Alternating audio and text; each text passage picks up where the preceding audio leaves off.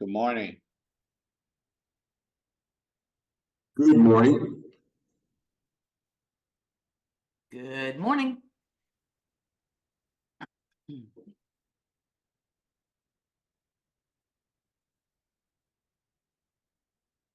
Mhm.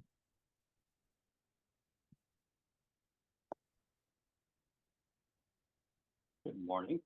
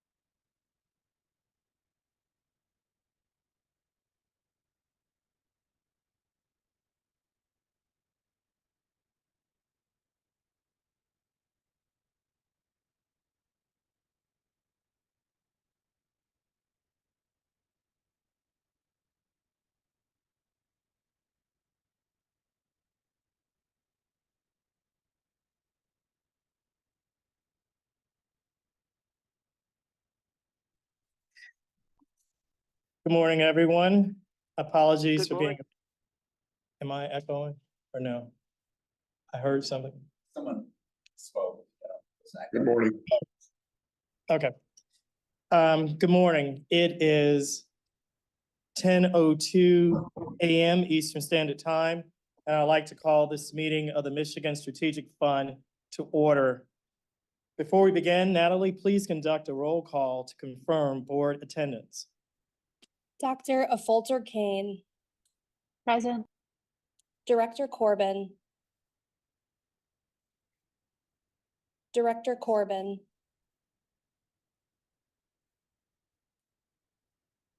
Okay, we will go back. Mr. Eklund. Here. Treasurer Eubanks. Present. Mr. Hutcherson. Here. Mr. Cap. Mr. Here. Cap. Here. Thank you. Mr. Besser. Present. Mr. Myring. Here. Mr. Richardson. Here. Mr. Rothstein. Here. Ms. Tellier. Here. Ms. Warner. Here. And we'll go back to Director Corbin. Are you on the line? Okay. Thank you. Thank you, Natalie. I'll be very brief in my welcoming remarks. I'm grateful for the members of the board taking time out of their respective very busy schedules for this important special meeting. Again, we have an opportunity to continue executing the state of Michigan's economic development strategy, Make It in Michigan, focused on people, places, and projects. And the opportunities that are being brought before the board's consideration are emblematic of our focus on cultivating and revitalizing places and competing for and win projects that will ultimately attract and provide greater employment opportunities for people. So with that, I want to open it up for public comment. I want to remind the public that there's a 3-minute time limit for all public comments. If you are exceed that 3-minute time limit, we'll allow you to complete your thought, but we will be vigorously enforcing the 3-minute time limit. So with that, I'll turn it over to Natalie to further explain any instructions and also open the proceedings to public comment. Natalie. Thank you. So we do have 6 pre-registered public comments. I will begin with those first. We will then check in with anybody in the room and then those on the line. As a reminder, you have 3 minutes to give your remarks. Please state your name and community of residence. Groups are encouraged to designate 1 or more individuals to speak on their behalf. If you're dialed in on your phone, you could unmute yourself by pressing *6 or the small microphone on the side of your browser. So with that, we'll start with our pre-registered public comments. The first one I have is a Travis Alden with the phone number ending in 4349. Are you on the line? Yes, I'm here. Thank you, everybody. Travis Alden. I am Senior Director of Community Development at The Right Place, a resident of Middleville, Michigan. And I'd like to thank the MSF Board for your consideration of our SSRP application for the Covenant Business Park in Lowell Township here this morning. We view this site located on the eastern edge of Kent County, right at the I-96 exit 52, as a critical regional catalyst for additional job creation and community prosperity, and a strategic location which will be very attractive for business expansion and attraction projects in Michigan. Between Lowell Township, the city of Lowell, the developer of the site, Franklin Partners, and others, the proactive collaboration behind this site is extremely strong, one of the strongest I've ever seen, and will help fulfill the long-term prosperity goals for the Lowell community and our region as a whole. The township zoned this site as industrial and commercial PUD a number of years ago, and the use is consistent with their master plan and future land use plan. We will actually be holding a series of public open house events right there in Lowell Township in the coming days, and we definitely look forward to further connecting with an already engaged community on this project. I did also want to note that the Strategic Site Readiness Program through MEDC is a critically important tool to move this project forward.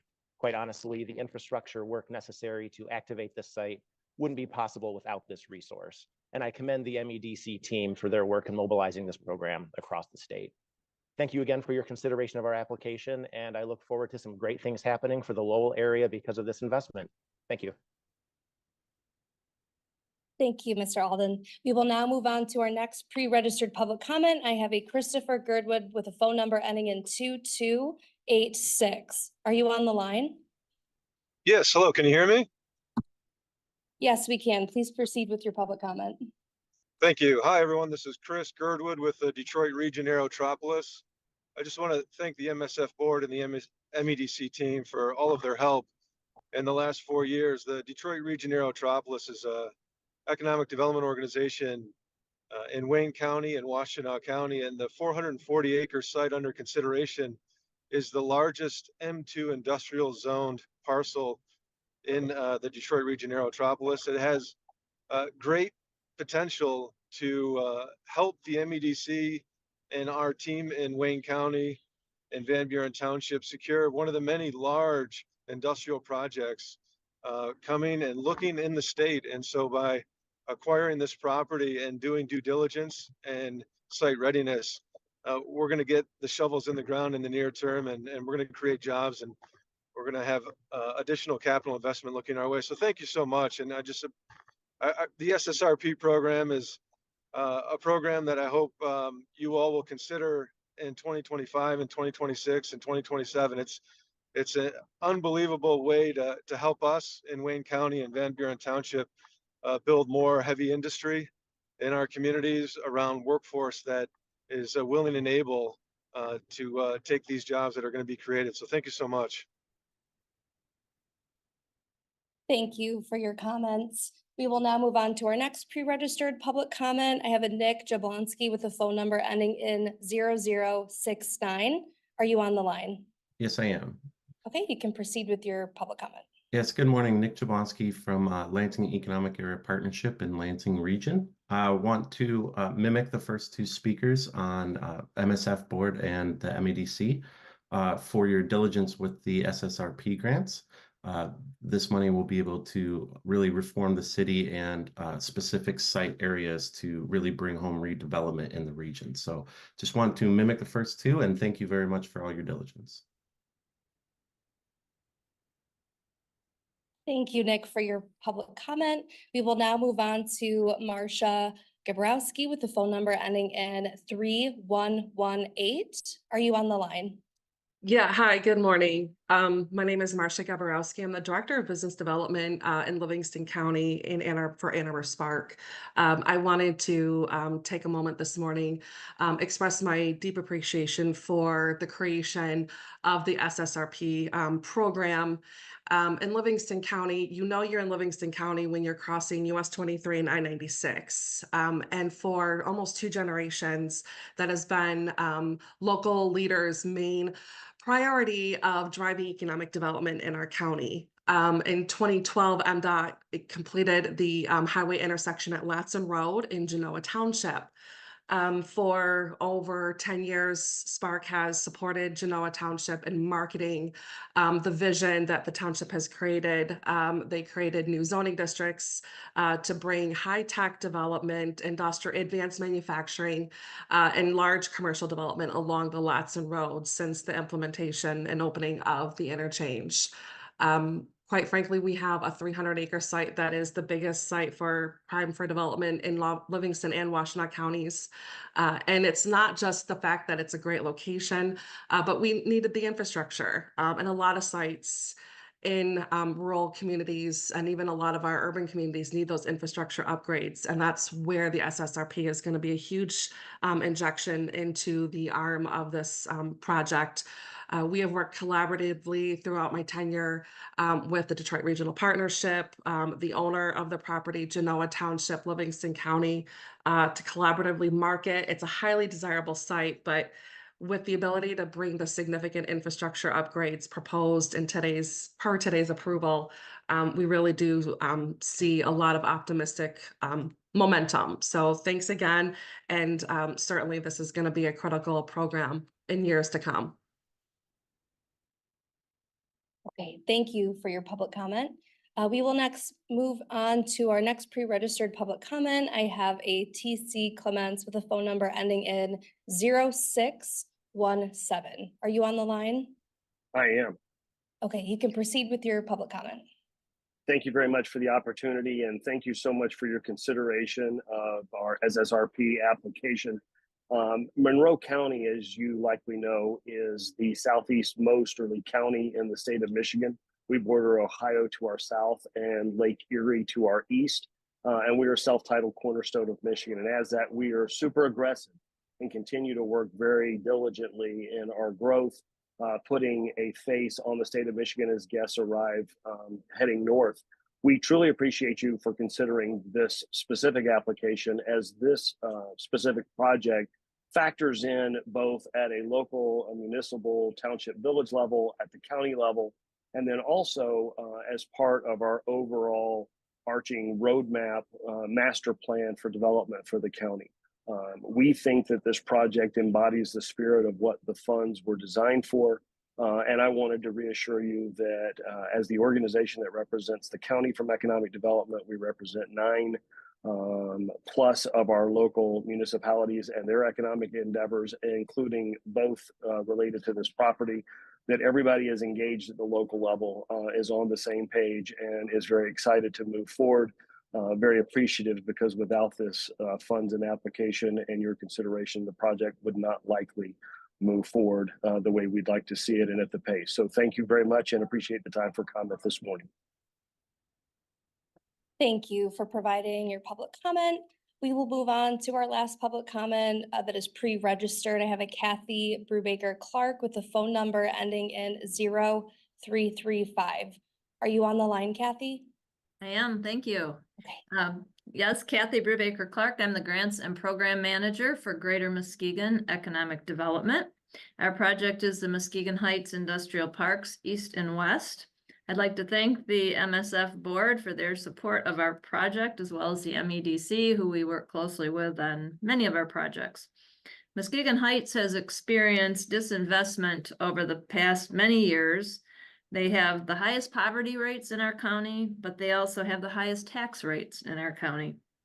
Our Greater Muskegon Economic Development Board has adopted our Economic Development Partnership with the City of Muskegon Heights as one of our strategic goals that we undertook last year and are continuing into the future. We recently completed a master plan and marketing study working with the City of Muskegon Heights for the 2 industrial parks, which we are fortunate enough to get a USDA RBDG grant for that. Now that that is completed and approved by council, we're looking to the MSF board and MEDC for support for the next step, which will include land assembly for the currently vacant properties within the industrial parks, as manufacturing space is greatly needed throughout the county, but specifically will be a great benefit to the City of Muskegon Heights and its citizens to develop additional manufacturing within the city. So I thank you again for the MSF board for your support and the MEDC as well. Thank you. Thank you, Kathy. Appreciate your comments. That concludes our pre-registered public comments for today. I will now check in with our conference room. Is there anybody in the room wishing to make public comment? Okay. Hearing none, I will now check in with those on the call with their hand raised. We will begin with Mr. Shore. Mr. Shore, if you want to go ahead and unmute yourself, you have 3 minutes. Well, thank you for having me. I apologize for not being there. I was planning to, and something important came up that kept me here. I wanted to comment on the Lansing Racer Trust Verlinden site, which has been one of our top redevelopment priorities for many years. The site has a long history and has played a key role in the rise of auto manufacturing in the middle class in Lansing, but throughout mid-Michigan. This is a 1922 plant that was bought in 1935 by GM. For its Fisher Body division. It's known as the Fisher Body plant here in Lansing.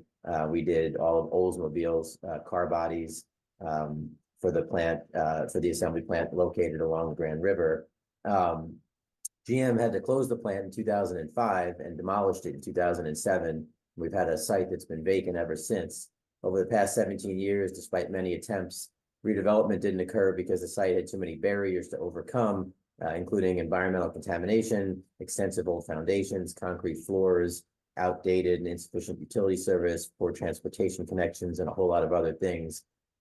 So now we're very excited for the SSRP to be considering providing funding from the MEDC to overcome many of these challenges.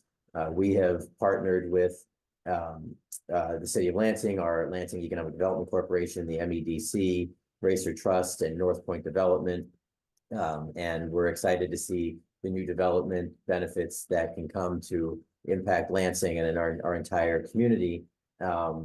We know that repurposing an industrial land in an urban location will avoid creating unsustainable urban sprawl and limit the need to develop valuable farmland, green space, and other things in rural areas. Clean up and redeveloping this vacant, blighted industrial property will create a positive environmental, economic, and local community impact. Over the last decade, we have had numerous businesses and organizations near the site that have closed and been vacant, and redevelopment of this site, in addition to our corridor improvement authority, will create just tremendous economic benefit for our region. So we are excited to see this redeveloped. We certainly appreciate the MEDC staff and the MSF board for putting this on their recommendation list, understanding the tremendous impact that this will have for not just the city of Lansing, but for every community surrounding and for the entire region. So I greatly encourage the MSF board to support this project. And again, I appreciate the staff's due diligence and recommendation. Thank you. Thank you, Mayor Shore, for your public comment. We will now move on to our next public comment. I have Rob Cleveland. Rob, if you want to go ahead with your public comment, you have 3 minutes. Great, thank you. My name is Rob Cleveland. I'm the president and CEO of Cornerstone Alliance. Cornerstone is the lead economic development organization in Southwest Michigan, and it's located in Benton Harbor. I want to thank Quentin. I want to thank the MSF board, and I want to thank Quentin's team, Terry Fitzpatrick and Paul and Nicole and the whole team who've worked on this project. I really appreciate the MSF's consideration today for our site, which is located in Benton Charter Township. Benton Charter Township has a Benton Harbor address and is a core community as defined by the state of Michigan. The site that you're considering today, our community, our local community, and our private partners have invested hundreds of thousands of dollars in this site already. But quite frankly, it just has not been enough. So what you're considering today really will be transformational for our community. It was the first site certified by McCallum Sweeney in the entire state of Michigan. It is the only certified site by American Electric Power. And quite honestly, it's the closest large site to the Chicago metro area. So we're grateful for the consideration that you have today. Our local community has put a ton of time and resources and effort into this site and is fully on board with the MSF and the MEDC's direction here to invest in our local community. So thank you very much, and we appreciate your consideration. Thank you, Rob. We will next move on to Maureen Kraus.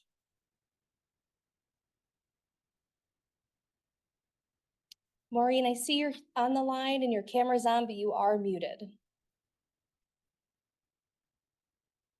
I cannot hear you.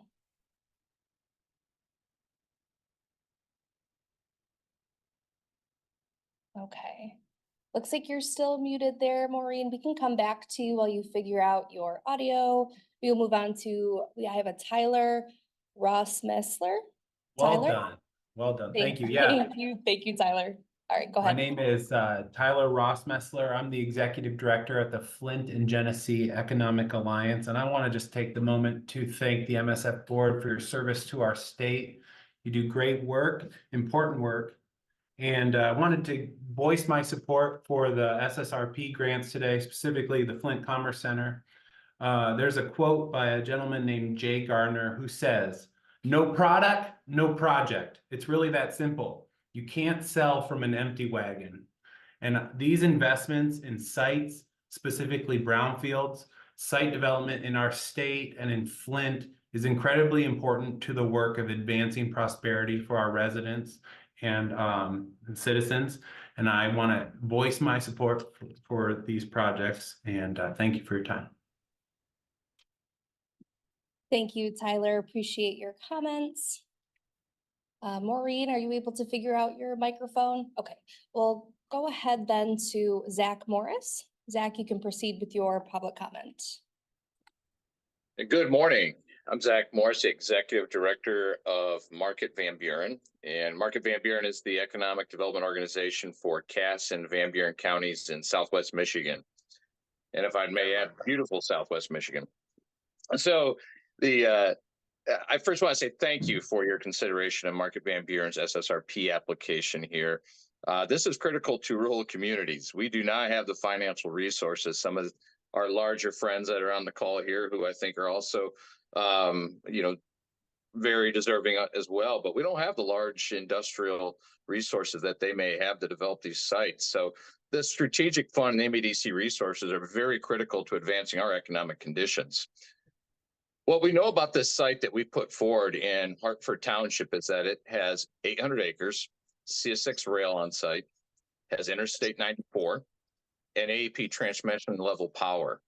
So a great site. Within 2 hours of there, we have 5 EV-related large manufacturing facilities, Stellantis, 2 GM facilities, Blue Oval, and Goshen. This site should be the next one developed. However, what we don't know is also numerous. We don't know the threatened endangered species, wetlands, what are the buildable acres, preliminary engineering, boundary surveys, site topography, ALTA. There's a lot of things we don't know about it that these studies that we're asking to complete will answer for us and put us in a position to be able to start marketing this for the next large facility that will be coming to the state of Michigan. So again, thank you for your support for our application. We look forward to working together to make it in Michigan. Thank you, Zach. Appreciate your comments this morning. Maureen, I do see that you're unmuted. If you want to go ahead with your public comment. Thank you. Thank you for your patience. I trust you can hear me now. Weather precluded me from getting back to my computer, so I apologize for being on my phone. I want to thank Quentin and the Michigan Strategic Fund Board for their consideration of the SSRP funds. We've been working on this for quite some time. You know, when you go back to why this even started, Michigan was not able to take advantage of opportunities presented to us on real estate. And in the Detroit region, that really means from 10 acres and above. So we created a program called Verified Industrial Properties that uses third-party engineering firms to vet real estate, as I mentioned, 10 acres and above, throughout our 11-county region. And in fact, 5 of the individual sites you are reviewing today for approval have gone through the first phase of our Verified Industrial Property Program.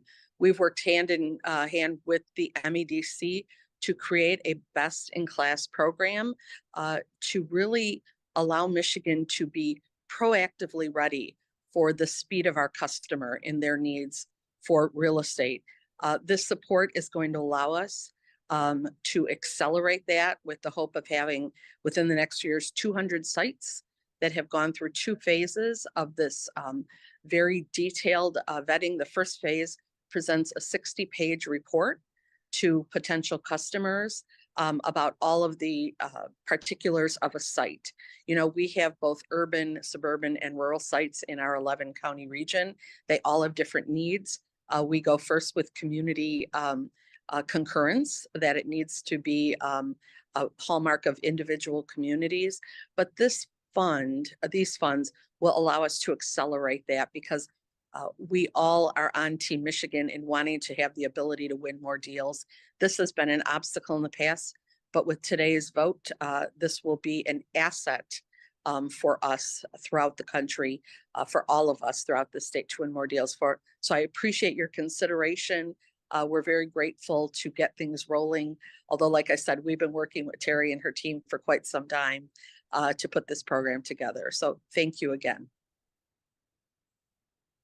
Thank you, Maureen. Appreciate your comments. We will next move on to Justin Horvath. Good morning, everyone. Thank you for having me. I want to echo some of the comments we've heard already. I'm with the Shiawassee Economic Development Partnership in Shiawassee County. Very grateful for the support and partnership with the MSF board, with Quentin, with the entire MEDC site readiness team, the whole team in general, and also our great friends at the Detroit Regional Partnership. We absolutely consider MEDC and DRP to be our 2 top partners when it comes to business attraction. So thank you for that. And I'm really excited about the site that we have submitted that's under consideration today in Corona. The leadership that we have seen from the community in moving this property forward has been tremendous in terms of acquiring the site, getting it zoned properly, getting water and sewer to the site. I mean, they have really taken on the leadership to show they want development, they want growth in their community.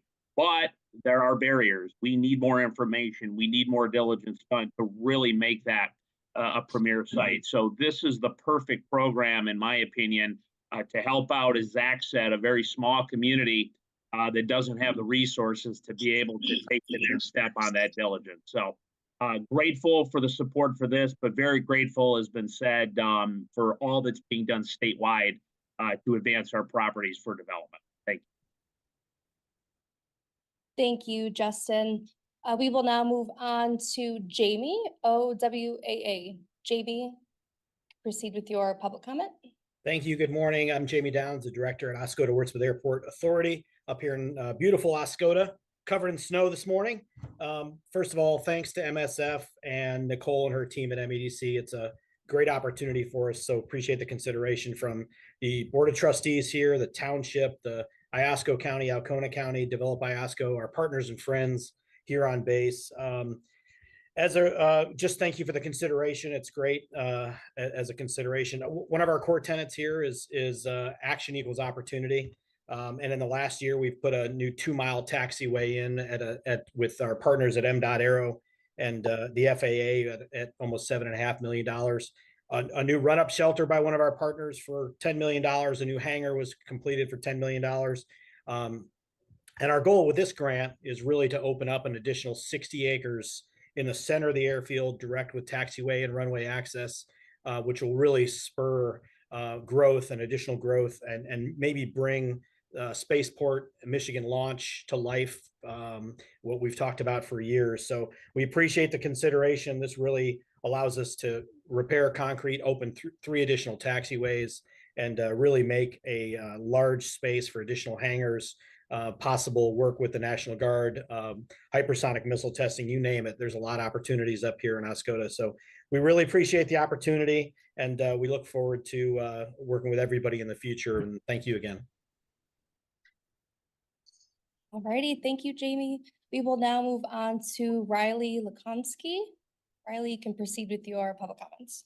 Yeah, thank you, and good morning, everyone. My name is Riley Lakomsky, and I'm the Director of Business Attraction at Southwest Michigan First. And I'll second what Zach said. Beautiful Southwest Michigan. I just wanted to echo the sentiments that everyone's been saying here this morning, and thanking the MSF board for their consideration of all the applications. Our side of the Southwest Michigan Commerce Park is one of our region's best, and will certainly serve as a catalyst all over the region. Very thankful for the due diligence in the process throughout these applications as well, ensuring that these projects are at our state's best sites and moving them forward in real ways. We're just so lucky to have the MSF board and the MEDC leading the way to invest in all of our communities across the state in real, tangible, and impactful ways. Thank you. Okay, thank you for your public comment, Riley. Is there anybody else on the call wishing to make public comment at this time? Okay. Hearing none. Yes, can you hear me? Yes, Brandy? Yes. Yep. Sorry, I have. That's okay. Yep. Well, I'm not here begging for money, so I'm not gonna have any thank yous to pass out. I seen on the agenda that there's a Copperwood Resources that's gonna be discussed today or allotted some money. I'm just wondering if this type of development will be fast tracked like the battery factories are being here. No environmental studies completed. Earthworks reports that a peer-reviewed study of the track record of water quality impacts from copper mines found severe impacts to drinking water, aquifers, contamination of farmland, contamination and loss of fish and wildlife and their habitat, and risks public health. Pretty much sounds like what these EV battery factories are offering us that we're paying for by the dozen currently. It says copper mining has the potential to release numerous chemicals known to negatively affect human health, including mercury, arsenic, lead, and air pollution. So hopefully local support is being considered with this, because I know firsthand you all don't usually do that. Perfect examples are Green Charter Township with Goshen and the Marshall with the Ford. No local support has ever been considered. I've seen mining industry analysis are predicting a global run on copper ahead of an anticipated across-the-board supply crunch of high-tech materials. There's a scramble by U.S. manufacturers to secure domestic sources of these metals, which is used in electric vehicles. Fact, this is a special meeting. I'm sure this development will be fast-tracked and forced through like others with no local consideration nor the environment due to the new Green Deal that no one in America wants or trusts currently, but you all work for Whitmer and we know whose pocket she's in. So like I said, again, hopefully that you're just not out here toxifying Michigan and taking and polluting all the water we have for these EV battery factories. Start to apply some environmental impact statements and quit trying to fast track everything for a sick agenda that is currently failing because it's a complete scam. Thank you. Thank you, Brandy. Appreciate your public comment this morning. Is there anybody else on the line wishing to make public comment at this time? Okay. Hearing none, we will conclude public comment for today. We'll try to get our presentation up and working again. So Quentin, go ahead, take it away. Thanks, Natalie. Thanks to all the members of the public for their comments. Natalie, are there any communications to the board at this time? Yes, there were communications shared with the MS board on Friday, January 26th. Thanks, Natalie. Board members, are there any additional comments regarding the communications that you received? Hearing none, I will ask for Finance and Investment Subcommittee Chair Demetrius Hutcherson if there are any reports from that subcommittee. No reports, Chair. Thank you very much, Mr. Hutcherson. Similarly, I'll go to the Policy and Planning Subcommittee. Committee Chair Warner. No subcommittee reports this morning. Thank you so much. Thank you very much, Chairwoman Warner, for that.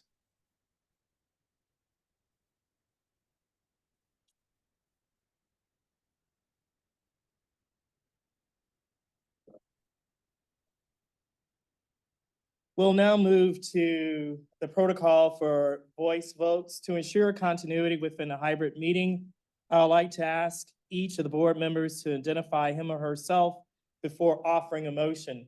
Additionally, Natalie will conduct a roll call for each vote. We'll now move to the consent agenda. There is one item on the consent agenda today.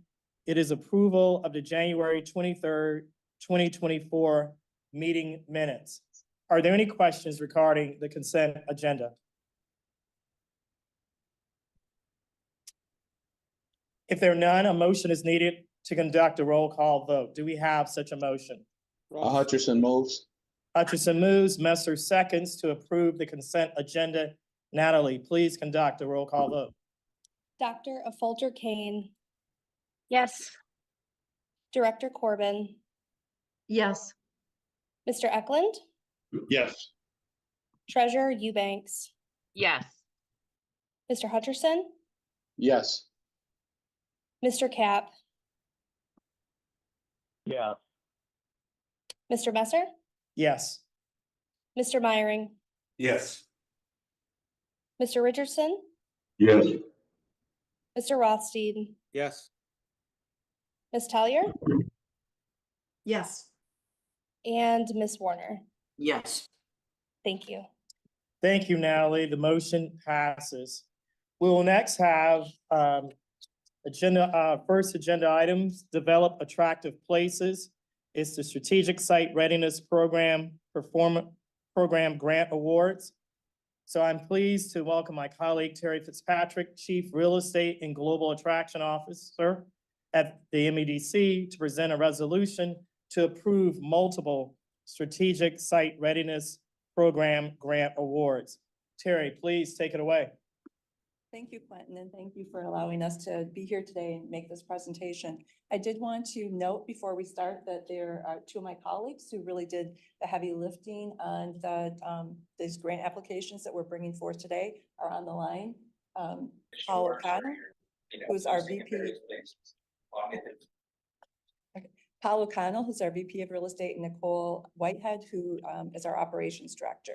So as we get started, before we present the grants, I wanted to do very briefly what our strategy is in strategic site readiness for the state. How do we advance? Okay, so what is site readiness and why is it important? It's important because sites and talent continue to dominate as top priorities for site selection, and it's a key business development tool.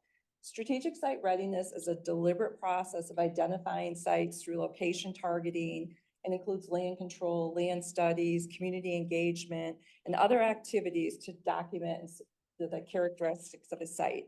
It's more important now than ever because of the contracted timelines in the development process, and also because of competitive offerings.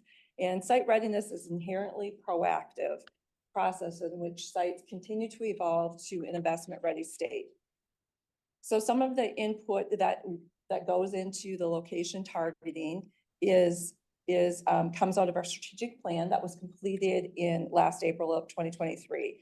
And those key takeaways are that a robust inventory of sites of all sizes is needed to compete and win projects in Michigan.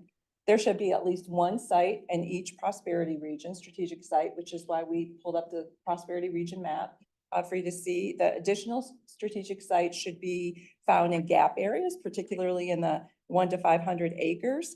And a statewide site certification program should be in place to proactively vet sites. And I will say that we were able to make awards in each prosperity region except one that did not apply. So we're very excited about the statewide effect of that. Other sites have been building inventories for years, and we need to catch up.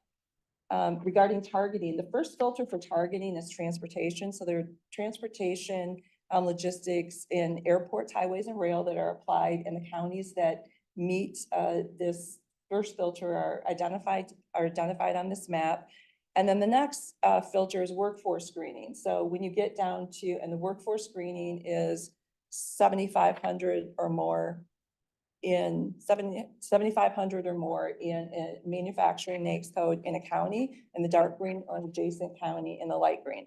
So all of the awards, again, that we were made fit these two primary filters, except for the first two grant awards that are in the UP and the most northern part of the state. A third input that we use is just what a breakdown of what our site search requests come in at. And we look at a lot of different factors, but the thread remains very much the same across all of them. And that is, we need sites of all sizes. We need some very large sites, but mostly we need sites that are up to 100 acres or about 100 to 500 acres. Community engagement is also an important part of the process. And I know this is really important to the board, so I wanted to bring this up. How sites come to us is through our local partners. And the local partners go to the local communities and have the initial vetting to see if the site and the use that's being proposed for certain sites in their areas are going to be receptive to the community, by the community. And then there is legally mandated public meetings and land use planning and rezoning. And then there's also just a lot of work that the local partners, and we do this in collaboration with them, to provide public forums for comment. And I'm going to use on the next slide, Marshall, which was mentioned earlier. This project announcement was in Ford Blue Oval, was in February of 2023. And it had undergone extensive community engagement for many, many years, back to the 60s, where the largest single owner of the property had it rezoned to industrial back in the 60s. In the early 2000s, it was identified as a large-scale site in the county's plan. It went through many years of public meetings, as you can see here, including a new land use plan and just that was approved by the township just a few months before this project was announced. And there were a series of public meetings leading up to that, and there was no opposition to it at that time. So it was very much a surprise to the local leadership who had brought this site forward, that there would be any kind of reaction that there was. But an important piece of that is that public comment does not equate to community sentiment. So anyone can speak at a public meeting, whether they're a member of the community or not. And a lot of times those two things get conflated and create the, illusion or look of a different situation that actually exists.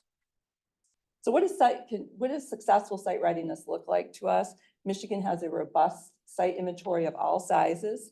There's a statewide certification program in place to certify sites as they advance in their stage of site readiness, and that sites continue to progress to an investment-ready state. So for the request before you for the 100 million SSRP grant recommendations, there were 71 applications totaling more than $420 million in requests, demonstrating the significant need for the funding. Brownfield sites represent 56% of the awards and 45% of award funding. Average site size is 200 acres. And applications were given the greatest weight to those that included the reuse or repurposing of a brownfield or manufacturing facility, are highly marketable due to their location, with focus on sites that have received multiple looks when we are responding to site requests, RFIs or RFPs, and have speed to market and statewide effect. The recommendations are less than the full 100 million in order to support applications that we currently have that require more time for evaluation. And there's a couple of priority sites that we're continuing to look at very closely and want to advance those. The funds are not advanced all at one time. I think that's an important thing to know, that there are milestones and plans built into at each stage of the request for funding, that what activities are going to occur, because it could be, could be the case where tests or other studies show that this site shouldn't be moved forward further for site readiness. And so the funding would stop at that point. Having said that, these sites that are presented here, these communities have been most of these sites have been working on them for many, many years. They know the sites well, they know if they'll work or not. And that was the basis of an important factor when we were making our recommendations for award. So that ends my presentation. And I'll go quickly through just a summary of what we're proposing.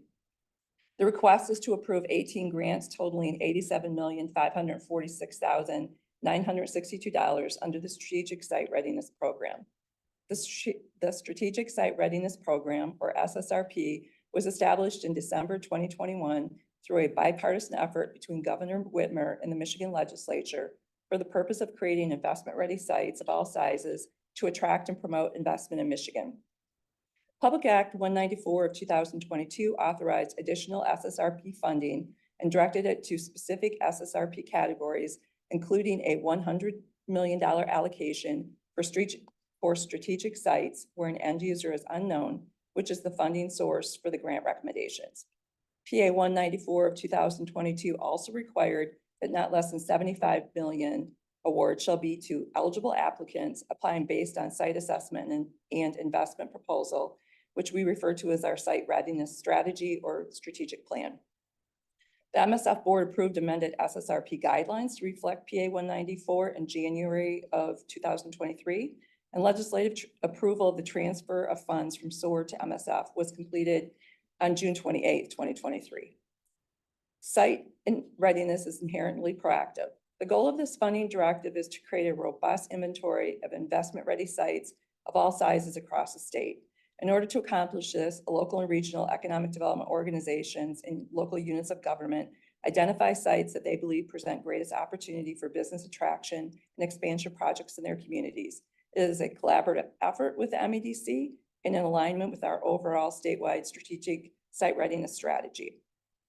Applications for the grants were publicly available on MEDC's website from September 18th through October 30, 2023, and availability was also communicated via email to the Collaborative Development Council, or CDC, Economic Development Leaders of Michigan, or EDLM, and the distribution list used to communicate requests for proposals and site search requests that the MEDC receives with approximately 200 recipients.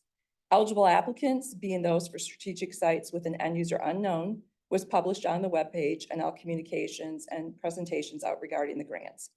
Eligible applicants per statute are a political subdivision in Michigan, a local economic development corporation or similar entity, and a person who is an owner of the site but not an end user, provided the person must apply jointly with the eligible applicant under 1 or 2.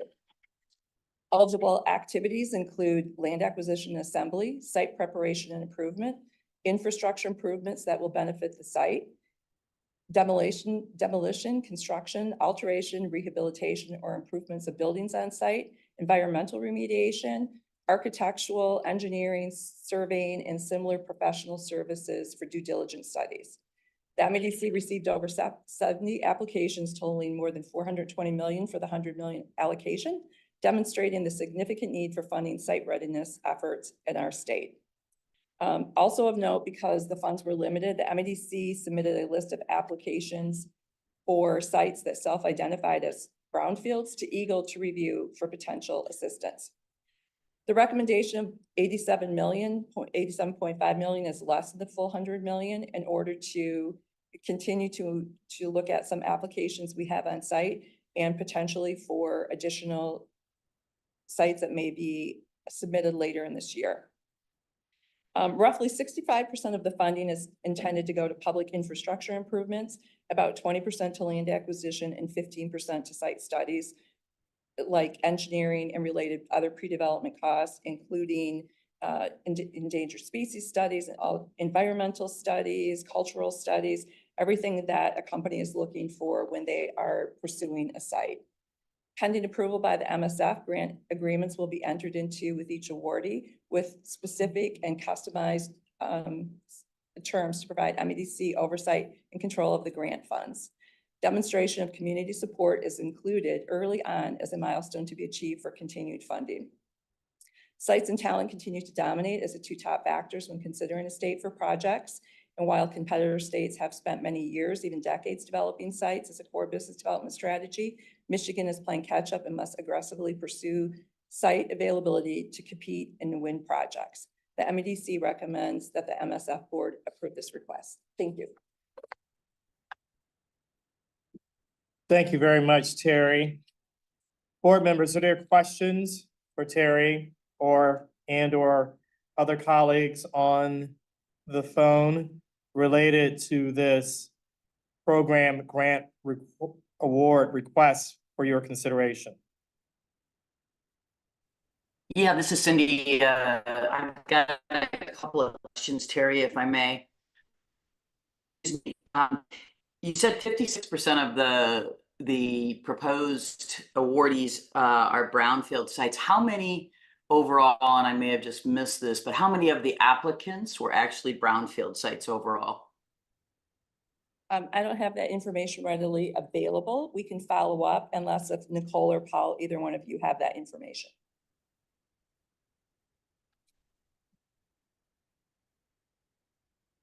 I don't have the information handy, but we can try and do some quick math. Director Warren. Okay. I was surprised actually to see what I would consider at 56%, a relatively low number of brownfield sites that were included here in the recommendation. So if the number was 60% of the sites or the applications received were brownfield, then let's just say 56 is a good number. I'm just not sure if 56 is a good number or not. So I'd love to understand it more. And then the second question that I have, when we look at kind of 3C, 3F, 3G, and 28C, which are all categorical around both need, private funds, local community support, and matching contributions, I didn't see a lot of, in the financial side of this, I didn't see a lot of consistency there. So I'm just wondering if you can help us understand what was or were there any criteria really used for the private funds being provided by whoever owns the land, the local community financial support, which in some of these projects is zero, and then also the matching contributions, which in some of these projects is zero. So I'd just love to understand how that weighed into the approvals. Well, I'll start this, and then if Paul or Nicole, you want to add anything, we can. We looked at the total amount of the development cost that was presented by the applicant, and we did look at if there was public or private support. But our focus was really more on what sites are the best sites for business attraction opportunities. We did not focus so heavily on that because that doesn't necessarily mean that they were the best sites and that they were sites that had statewide effect. Another reason why the numbers, if you look at the numbers and they, for similar activities, might look like there's a lot of variances, is because we did not always fund the full amount of the requirement, or if there were matching funds from another source that were already applied to it, it actually lowered the funding amount needed for what they were proposing. So I don't know, Paul or Nicole, do you want to add anything to that? Hi, this is Nicole. Thank you, Terry. I think another thing to add here is that a lot of our communities did not have financial backing for what they needed to complete for their sites. So this program was really beneficial to those applicants that did not have funding to even start to identify issues at sites that were priorities in their region. Gotcha. That's super helpful. Okay, sounds great. And if we could get the number on how many applicants were truly brownfield sites, that would be really useful. So thanks so much. We'll get that to you. I'm pretty sure Paul's probably doing math right now. Trying. Did we say, do all the projects have, if not financial, do they have verbal or written commitment from the local community for the projects? We do have letters of community support for all the projects that we're recommending. And then it seemed like some of the projects didn't necessarily respond to all the questions. For instance, 23 regarding, competitiveness and of future development. Some of the financial returns, some of those questions seemed like key questions as part of our criteria that weren't responded to. I guess what are the requirements or the thoughts on non-response to questions? Well, I'll start that and then Paul and Nicole can add to it. As far as like return on investment and some of the questions that were asked, that it wasn't applicable to what we're doing because that is more for, that is for when an end user is known and the amount of CapEx that's going into a project, the number of jobs that are created for a project, and you can, and ROI can be calculated. With this being primarily just to get sites ready, there wasn't really a way to calculate return on investment unless if we just did a straight, this is what we're contributing to the entire project cost would have been what we could look at. And so I'll defer to Paul and Nicole on the other two questions that you asked. I think with respect to that, I think, Terry, that's a fair categorization. I mean, we tried to analyze projects based on the information that was provided. And again, especially the ROI questions are difficult because like Terry said, there are no jobs on the back end to be able to project. So we understood that. But the primary focus was on the sites themselves and how we felt they fit within the community and the region. Okay, I might just suggest in the future, there's some assumptions that can be made around return on investments and maybe some other financial metrics that we can look at to evaluate projects and, determine the state return on investments for the money that we're putting in. Thank you. Thank you.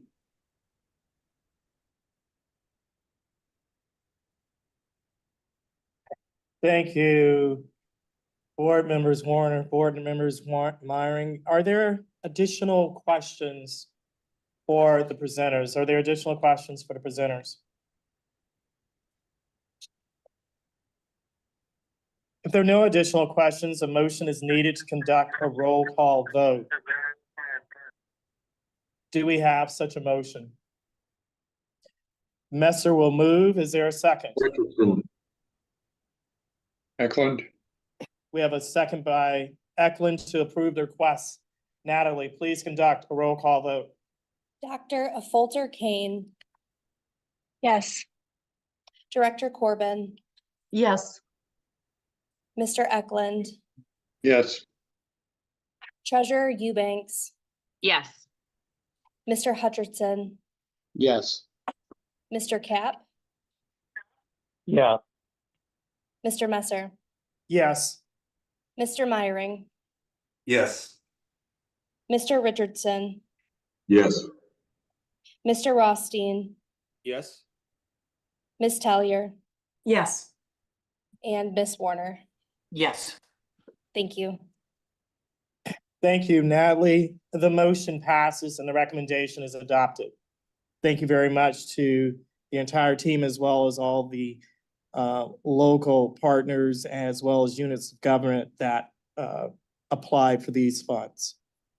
Next, we'll move to attract, retain, and grow business. Copperwood Resources, Inc. We'll now welcome my colleague, Eric Wilford, Strategic Project Advisor, to present a resolution to approve a Strategic Site Readiness Program grant for Copperwood Resources, Inc. Eric, please take it away. Thank you, Mr. Chairman. As noted, I'm Eric Wilford with the Business Development Incentives Team. I'm joined today with my colleague, Vicky Schwab, to present a project for the board's consideration. We're terribly excited to bring this transformational project that represents over a year of engagement between the company and the MEDC, as well as a decade of efforts on behalf of the company. Today, we're joined by Barry O'Shea, CEO of Highland Copper Company, along with additional staff, and Marty Fertante, CEO of our local partner, Invest UP, and he's joined by a group representing the community as well. We're bringing forth a request by Copperwood Resources Incorporated for an SSRP grant in the amount of $50 million. I'd like to first invite Vicki to provide some insight on how we've gotten here before you today. Thank you, Eric, and good morning, Chairman Messer and MSF board members. As noted, I'm Vicki Schwab. I'm the Managing Director responsible for all 15 counties of the Upper Peninsula. The economic decline of the Western UP started years ago with the closure of the White Pine Mine, followed by the closure of the Ontonagon Paper Mill, and then the Ojibwe Correctional Facility. These large organizations provided family-sustaining careers to residents and have yet to be replaced. The absence of good jobs in the area has contributed to the significant decrease in population, the increase in the average age of residents, and a serious decline in student enrollment in the K-12 schools. This project takes place in Gogebic County in Wakefield and Ironwood Townships, a rural and geographic disadvantaged area where the median age is 49 years old and the median household income is only $38,839. This Copperwood Mine project will bring high-wage, family-sustaining jobs back to the Western UP. Once in full operation, the mine will employ 380 mining professionals paying wages in the range of $80,000 to $120,000, depending on skills and job descriptions, which is twice the median average today. According to an economic input study, the operation is projected to provide over $15 million a year in local, county, state, and federal revenue and increase business spending across the state by over $130 million annually.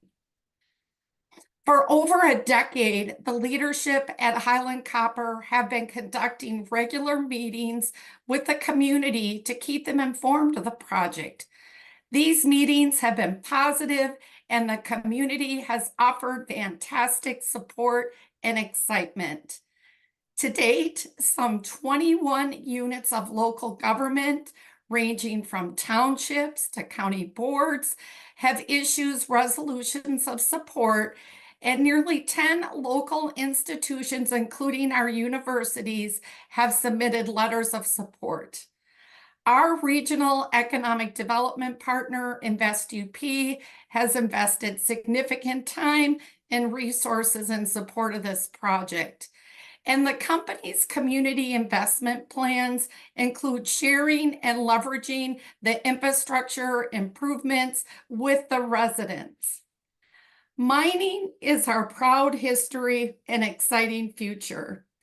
Mining started in the Gogebic Range in 1883, and today we bring to you a project that is shovel-ready that will transform the entire Western Upper Peninsula and build a strong future with copper produced in Michigan and used in Michigan.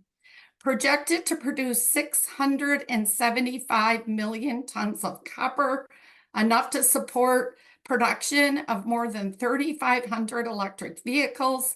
This project will help Michigan maintain its strongest advantages from mining to mobility, fulfilling a national need for a critical material essential to renewable energy and electric vehicle production. I'll now turn it back to my teammate Eric to provide more project details. Eric, take it away. Thanks, Vicki. Next, I'd like to invite Barry to provide some background on the company and the project. Barry is at Gogebic Community College, currently with a group of folks there. Barry, are you available?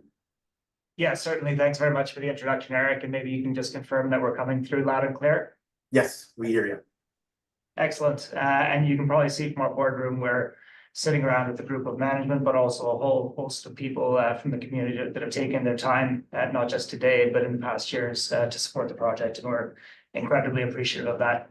Also to the MSF and the METC and the state of Michigan for the consideration of this award. Maybe I'm going to make a few introductions, and I'll acknowledge Marty to my right will introduce the balance of the group, but I'm going to introduce a few people from our management team and then walk you through some key aspects of the project. I'm Barry O'Shea. I've been with Highland Copper for 2 years, initially operating as the CFO and stepped into the CEO role quite recently. I'm looking forward to continue to build the relationships that our former CEO, Denis Miville-Deschênes, has built over the past many years. I think he did a great job building credibility in the region, and I certainly hope to continue to do that and build credibility and respect within this room. Mike Foley is here with us today. Mike is our site manager, a longtime resident of Ironwood, true member of the community.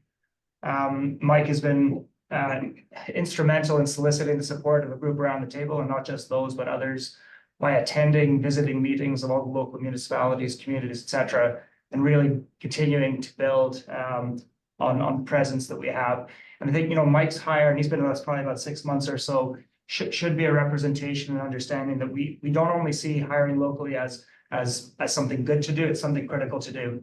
It brings us credibility, it brings us people in the region who know people, who know the group, and certainly we will continue to hire in that manner. Charlene Miville-Deschênes is with us today. She's a project manager. She wears many hats, but one of them is communications and community relations. I think the community relations that we've built over time through communication has really built our credibility and our license to operate here, and she will continue to be responsible for that. Sybil Sung is our newly appointed CFO. And we're pleased to have her in the room as well today.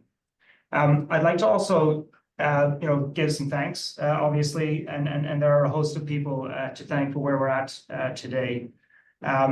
So to begin with, obviously, the MEDC and the MSF, run an incredibly thorough and fair process. They've gotten to know our company, and they've gotten to understand us. We've helped them understand where we think the impact will be in the region. And I think as a result, we've gotten to where we are today. Certainly are appreciative of your consideration for this award. I will say as a company, we're very happy to be aligned with Michigan.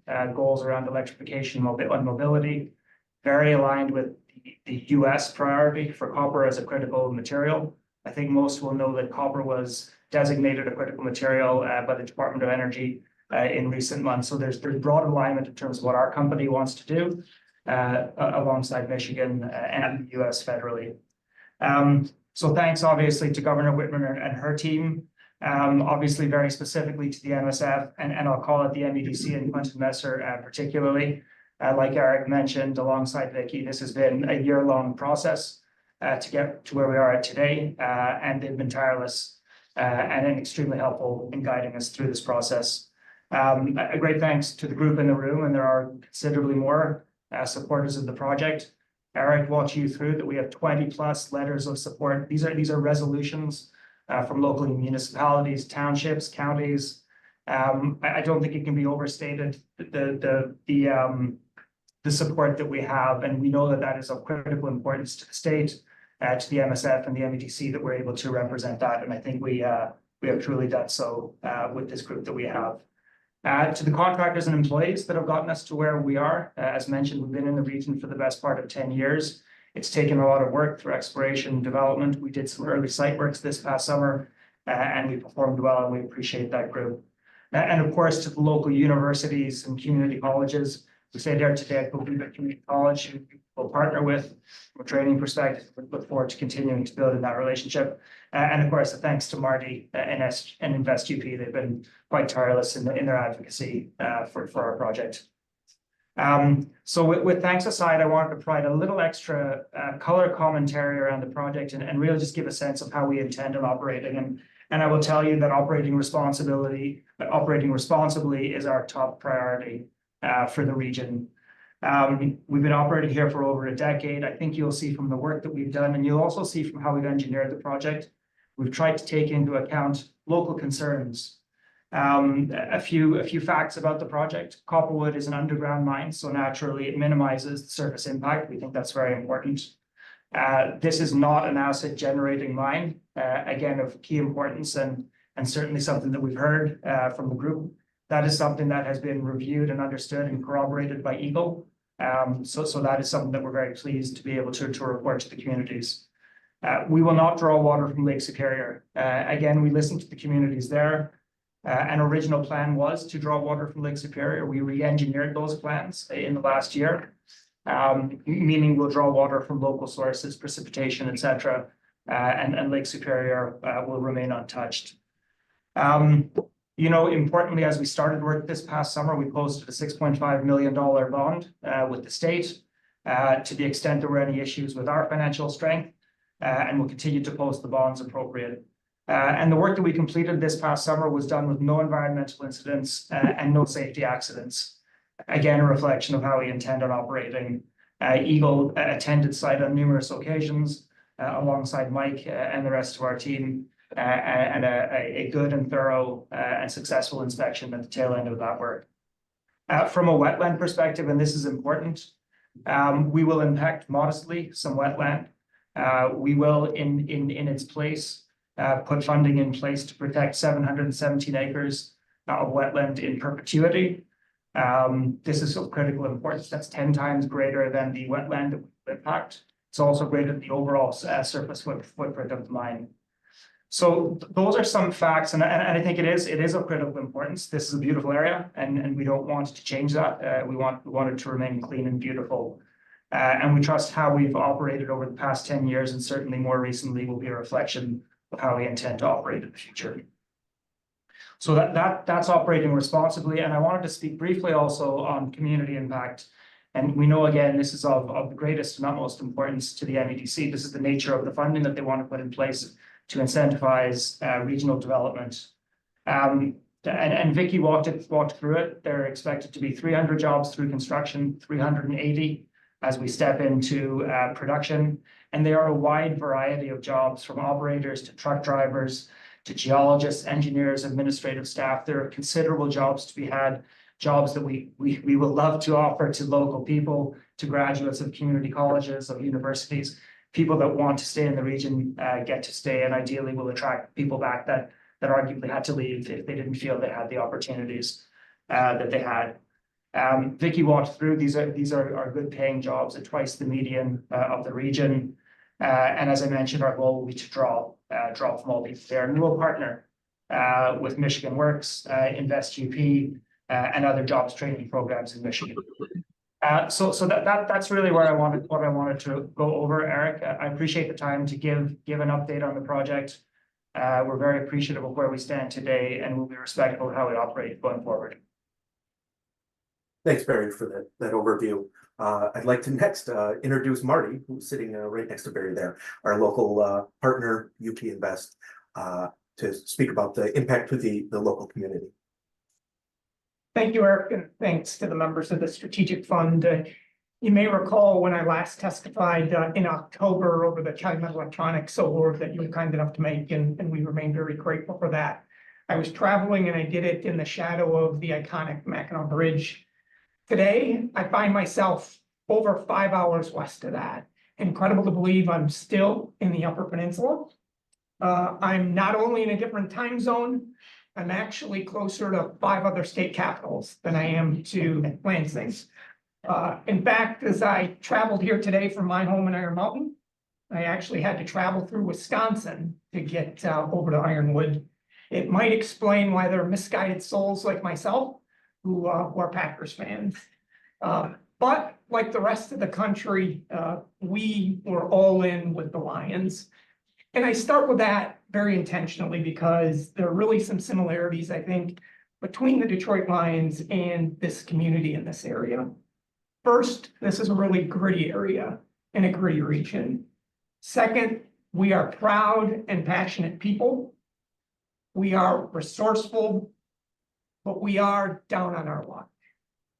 And sometimes I think it feels because we are so distant that we don't always feel respected. And frankly, and most importantly, we need a win. That win, however, cannot and must not come at the risk of our identity. And Barry touched on it. That identity here is founded, the fabric of our identity is in the beauty and resources of this community.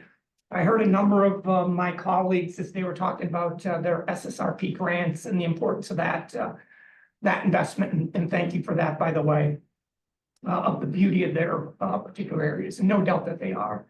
But frankly, when you look at the beauty of this area, you really come to understand why the term God's country is frequently used here. It's a reflection of the incredible beauty and surrounding that makes this area so special. I do think there's maybe one important difference between this community and this area and Coach Campbell, and that's maybe that we're not the risk takers that he was. And so I think that's important, really set up for those that I'm joined with in the room today, because they've assessed the risk for those that they represent, and they stand united in support of this project. It's an impressive, diverse group, and I just want to acknowledge them by name and title. I'm joined, in addition to the Highland Copper team, by Jim Simmons, board member from Ironwood Township, Jake Angus, the Ironwood Township Supervisor, Rod Wells, the General Manager at Van Dam Construction, Mike Hubbard, also of Van Dam Construction, Mandy Lake, the Supervisor for Wakefield Township, Tim Lynott, the CEO of Keweenaw Land, Tom Bergman, the Community Development Director for the City of Ironwood, Jerry Warnma, the Director of the Western Upper Peninsula Planning and Development Agency, John Matonich, board member, Gogebic County Road Commission and a longtime public servant here. Barry Bolich, the manager of the Gogebic County Road Commission.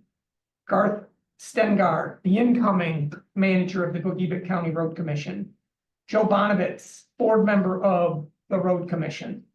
Chad Lashua, the VP of Business Services at Gogebic Community College. And Chris Petrito, excuse me, Chris, the new president, longtime resident of the area for Gogebic Community College, and Glenn Ackerman Bear, the workforce development director for Gogebic Community College. So when we heard about the concern that was expressed to you earlier about there being local support considered, there's absolutely no question that not only has it been considered, but that there is a universal resolve for this project. As Vicki pointed out, with over 20 local units of government supporting the project, with other important and critical institutions offering resolutions in support of this project. And that support is reflected by polling that we've done. We've hired the Glenn Gariff Group, a nationally respected pollster led by Richard Zuba, who's polled on a number of issues for us, including this issue in terms of how is mining supported in the Upper Peninsula and in this region. And there's an astounding 84% of residents in the Western Upper Peninsula that support mining.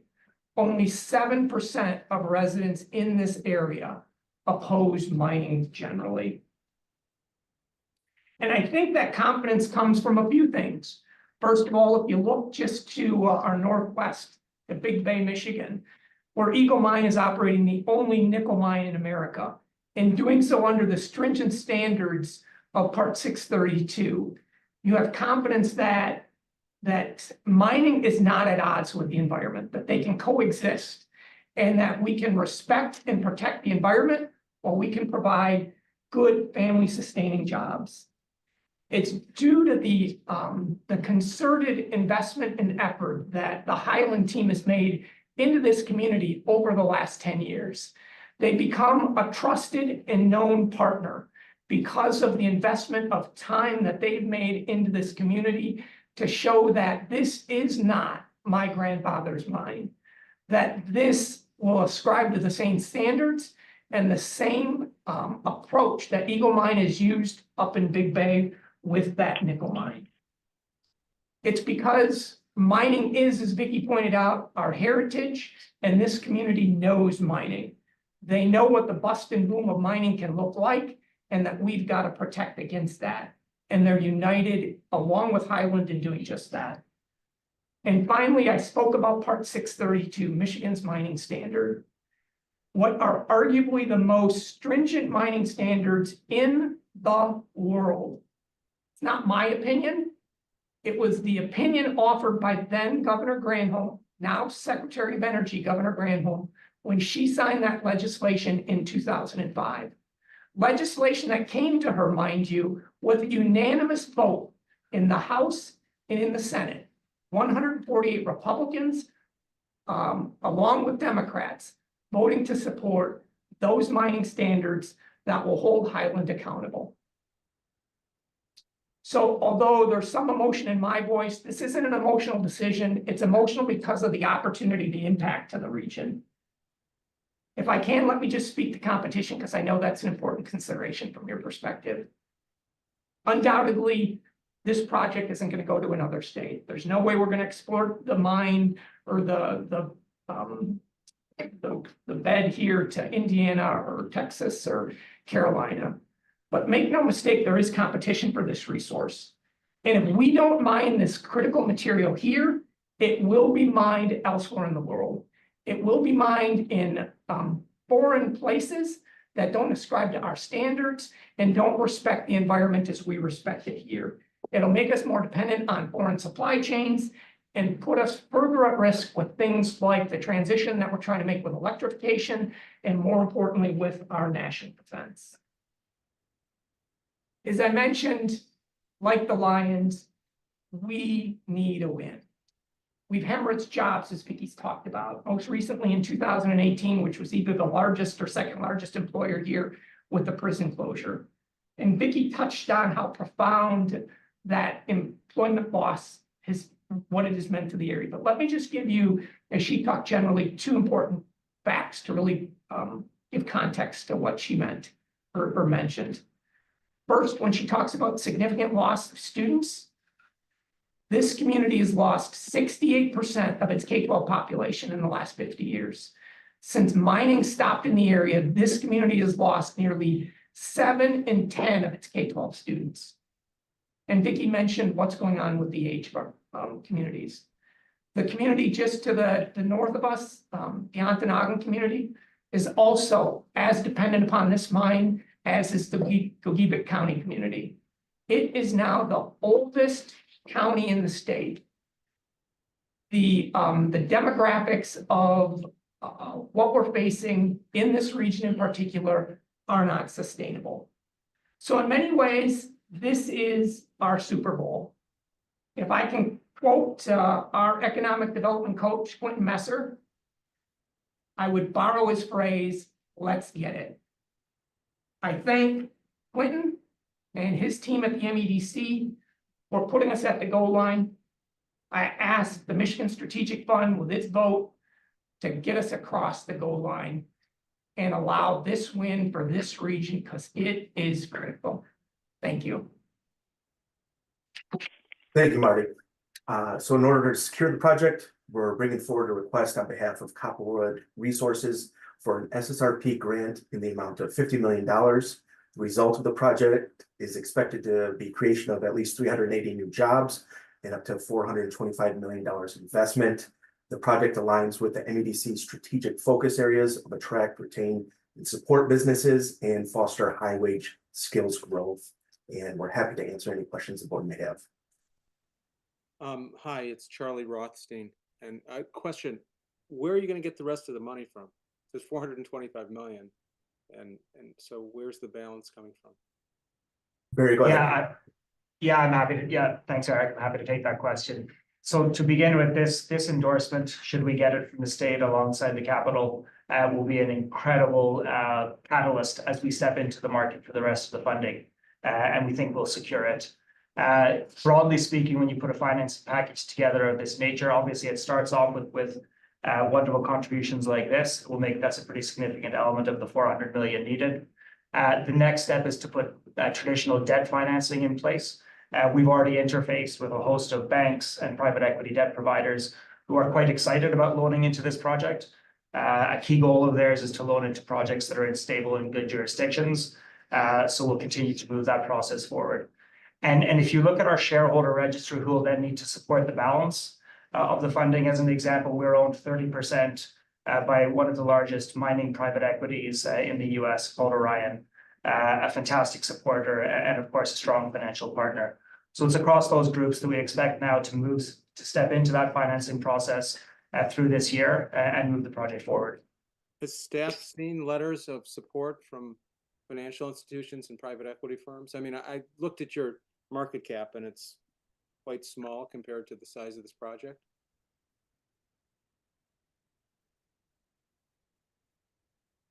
We don't have specific letters that we have seen, but Barry, I don't know if you want to kind of extend on that answer there. Yeah, I can only acknowledge that we are in firm discussion with all key investors and debt providers. They will learn today, naturally, assuming we carry forward here of this funding, and we think that's going to be the significant boost that moves us down that path. We do have sufficient capital in the bank to continue our work through this summer as we build out that book of financing and also continue the detailed engineering to prepare ourselves for development in the near future.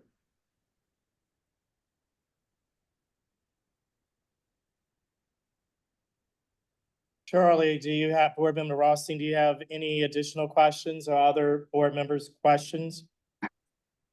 So do we begin, I'm not clear, are we beginning work on getting this site prepared before all the financing is secured? Eric, if you'd like me to answer that? Yes, thanks, Barry. Yes, there has been some early site preparation done in conjunction in the knowledge of the state. It was actually important from a permitting perspective. So we did some work this past summer, some groundwork, preparing the water management structure and getting the site ready. We're doing that on our own capital. I think it's important that we continue to invest. We put our own money in before we certainly accept any assistance from the state should it come. And we have that capital to keep moving our project forward in any case. My concern is that a financing of this size that's not yet put together is probably going to be extremely dilutive to you. And then meaning that there's another majority owner of this project who we don't know. We know you, the staff's met you and feels quite strong in their support of you, but a financing of the size that you're talking about is, as I said, is going to dilute your ownership or your control of the project. Isn't that true? There will be some dilution at some point. I guess if I can paint the picture from a financing perspective, and let me address the market cap to begin with. You know, an announcement, should we be able to make it today, of this kind of funding will be positive for our market capitalization and for our valuation. As we step through further on-site work, as we build our team, as we put our debt financing package in place, these are all pieces that we'll do in succession and note to the market. Our market cap ideally moves along with that. And then the balance of equity that you need at the tail end then is not as large of a portion relative to what our current market cap is. We also believe that our key shareholders, and I would acknowledge that despite the fact that we are a publicly traded company, there are 3 shareholders that make up 60% of our register, predominantly US companies. And should they invest their capital, it doesn't really change the overall capital structure of the company. We intend to build this company as Highland Copper with our current set of shareholders in the character that we've maintained over the past years. And again, tell me what your market cap is today. Pardon me, what was the question? What is the market cap as of right now or this morning? The market cap of our company is about 50 to 60 million US dollars today. And how much money do you have in the bank that you mentioned? So we as a company, we have about $30 million in the bank today. I would acknowledge as well, and perhaps, you know, we have an interest in the White Pine Mine as well. We have a very strong financial partner that is assisting us with that project. So really all of our time, money, and energy is put towards Copperwood. It seems like based on the financial projections for the project, based on the over 600 million in copper and projected returns and payback period, you'd be farther along in the capital raise and financing component of this. It doesn't seem like necessarily the state funding's needed to make it financially viable. And you're moving along with the project. So do you have any of the capital raised or financing secured at this point? At this point, we have the approximate $30 million in the bank. As I mentioned, we have a financial commitment from our partner Kinterra, specifically on White Pine. We have a commitment, I would say, from our key shareholders who are thoroughly supportive of this project. They are US investors who want to support domestic production of copper. I would acknowledge that we have done considerable work on the debt financing side. So we are advanced, but we don't have firm commitments. I can tell you with certainty that an award of this nature will move the needle significantly in terms of how debt providers and our equity investors look at our company. It's not only a large financial boost for the project, but it is a true endorsement. I think you will understand that when investors look at mining companies, they need to understand that they are wanted in jurisdictions. There have been a number of instances, and I would say globally, where mining companies are not wanted. This funding would be a massive endorsement, help our investors understand where we stand and help us move forward. So I do believe that it is critical to piece this together. Besides the restoration of the land, the vacant land, what's left for infrastructure after the mine leaves? So one of the items that we're certainly looking at taking care of is the road 519. That is a smaller road. We're looking to upgrade that to a Class A road. That will assist also access to State Park and other areas. That's a key piece of infrastructure. That's the key piece of infrastructure that will be left behind. Mike, are you familiar with any other elements of infrastructure that would be useful in the region? Well, certainly the IT associated with it for internet providing out in that area, as well as cellular communications. It's a dead zone now, so it would enhance that for residents of the area. And certainly the upgrades to the power system, while it won't really use by a net end user, those infrastructure upgrades help everyone along that route. That's the power upgrade starts in Ironwood and ends at the project, but there's thousands of users that will benefit from that. So fundamentally, I think this is a great opportunity, but the question that if you aren't maybe getting it or seeing it from some of the directors is that, you know, potentially what if the debt financing doesn't come through? Would there be some way to structure this where this funding would maybe be subject to or conditional to you solidifying some of the fairly firm commitments of the financing to put all of this together in a package that will be doable at that point in time? Yeah, thanks, Demetrius. And I'm going to throw something out there, and then maybe Barry will have something additional to add. Just want to note that, you know, for the funding and the risk of the grant dollars, the funds are dispersed after investments made by the company. So we'll be confirming that investment before releasing grant money. And then on top of that, there will be a requirement of job creation and finalization of the project at the end. Those are subject to clawbacks of the grants that are dispersed as well.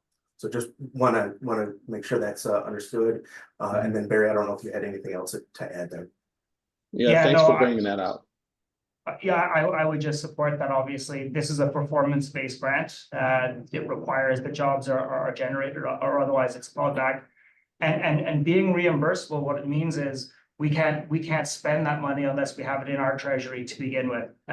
So we have to be financed in and of ourselves to spend that money. And if we're fortunate to do that, in that instance, we seek reimbursement. So we take on a considerable portion of the financial risk. Yeah, but we're again, Rothstein here. So we're being asked to move forward on a project where we don't really know the structure of the ownership. It's going to change in some way if you don't get bank financing because of the size of the company versus the size of the project, even with our grant. Projects that typically come in front of the board think are a little bit more formulated before a request of this magnitude is sought or is presented. So it just, as Demetrius was saying, great project in an area that is perfect for it, and we're cheering for it, but it just doesn't seem in a, you know, it doesn't seem firm enough yet from your point of view as we look at it. Yeah, and Charlie, you know, this is Cindy Warner. Let me add, if there's debt financing here, there's not a pro forma in here to even come to a conclusion that the debt financing can be supported, whatever that number is. We don't know what that number is obviously right now, but I don't see any pro forma in here on this project insofar as revenue from, you know, the mining. There looks to be an offsite plant for refinement. I don't know where the offsite plant for refinement is going to be and the cost of having to transport that. It looks like there's no rail there, so we're going to transport everything by truck. I just have a lot of questions on the overall pro forma of this project in general and whether it will be financially sustainable in general. If I may, let me ask, go ahead, I'm sorry, there was a question, go ahead, please. If I can just chime in, this is Leon Richardson. I tried to read this in detail, and I'm not an expert in mining by any stretch of the imagination, but this seems like a really large grant for such a short period of time that we're going to generate revenue. If I'm not mistaken, is this just an 11-year project? And at the end of the 11 years, we're going to close the mine down and all the good work that we've done will come to an end? Eric, I can address that if you'd like. Sure, go ahead, Rick. Yeah, so when mining is done, certainly from a study and drilling perspective, you build your initial mine life based on your drilling results. That initial mine life is 11 years, and I don't want to get too technical, but it's based on the drill spacing you've done. We've done enough drilling to convert 11 years of mine life. That is associated with 54 million tons that we have drilled out. There are an additional 79 million tons in our inferred category that when we drill to a more appropriate spacing, they naturally convert into the mine plan. So we certainly as a company, as we think about our investment ourselves, don't see this as an 11-year mine life. We certainly see it as a 15 to 20-year plus mine.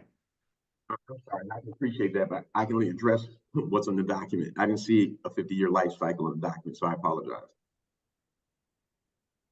Yeah, I think that's a good point. I would say that we're hoping that this investment will encourage additional investment in the area that would provide job opportunities that outlast the mine as well. And then finally, looking at, you know, sort of our traditional projects, you know, a lot of those, I think, facilities that are being constructed and used, you know, we're not looking past 10 years a lot of times, or at least not knowing what it's going to look like after 10 years as well. I wonder whether you want to bring this forward for a vote, or whether you don't want to, or whether you want to take the comments that you're hearing and the sense of the board, and go back and do more work on it and then present it for a vote again. I would support that recommendation, Charlie. I would also add, you know, this. For the site readiness program, you know, this is almost the opposite of a brownfield.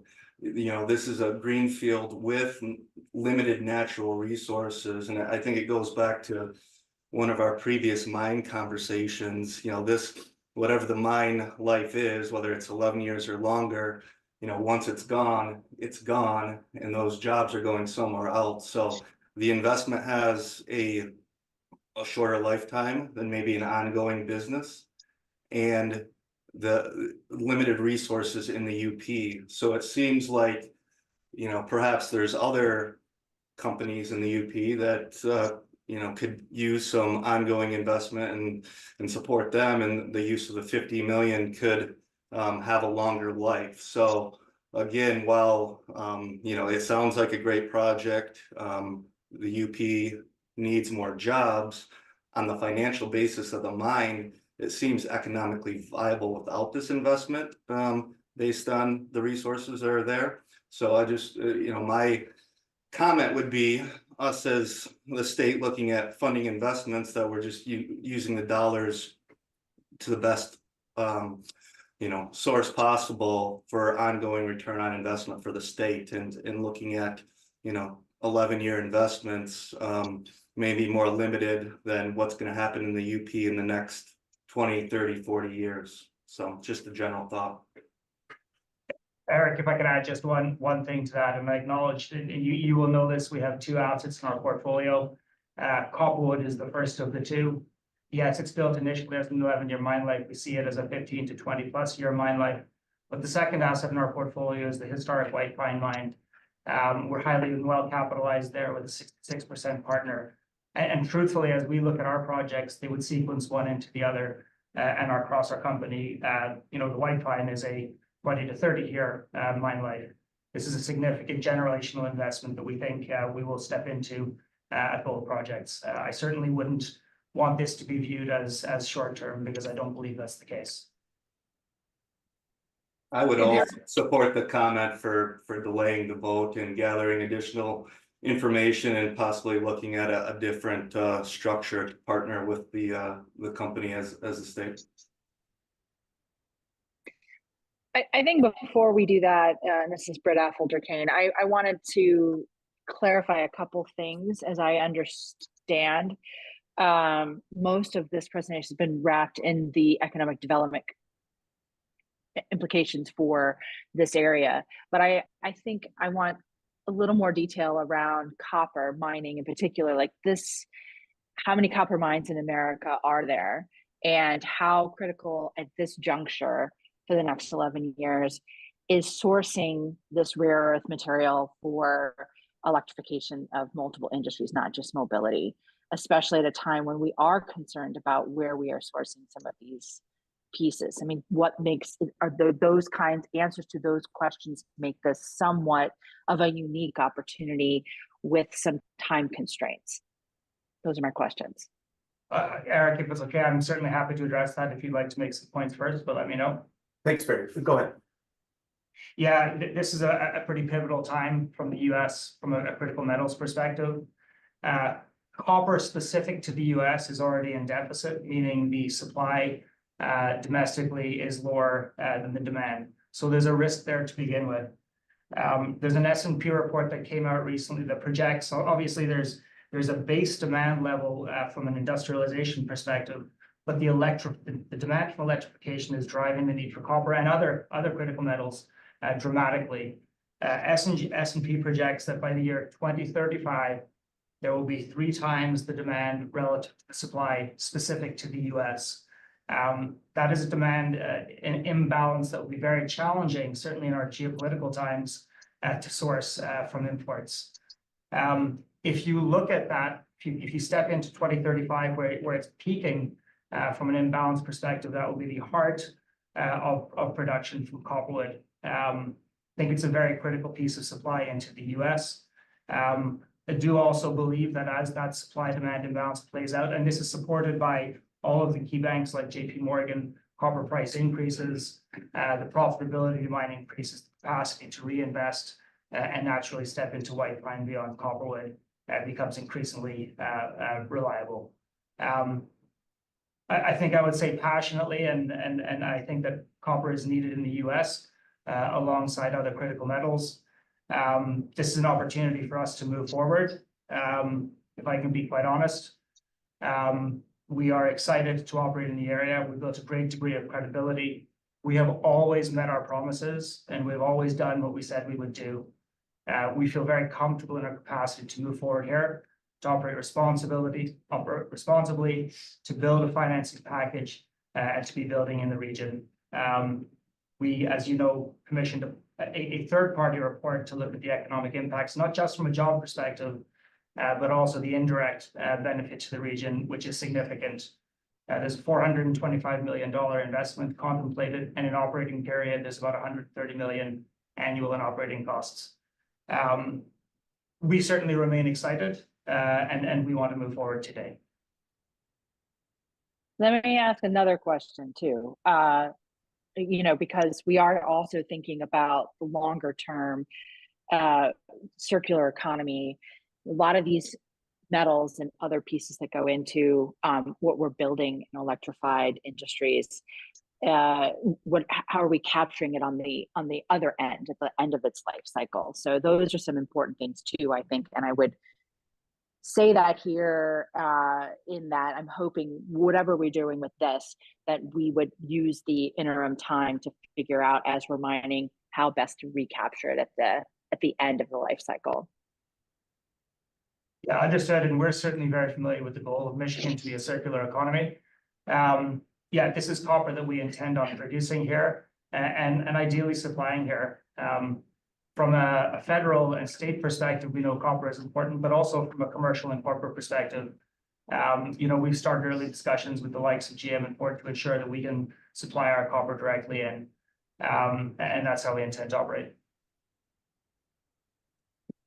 May I ask just a question to first of all, I appreciate all the questions and the discussion.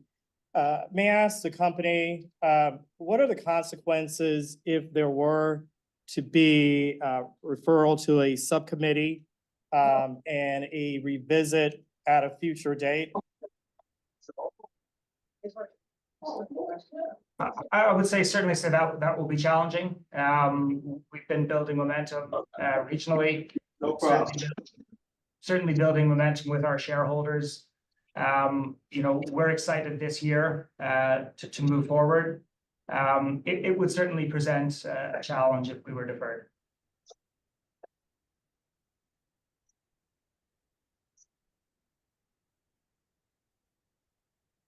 Quentin, with that pregnant pause, if I could just intercede and maybe answer a comment that was made about the opportunity to make an investment of $50 million somewhere else within the region that could be a benefit.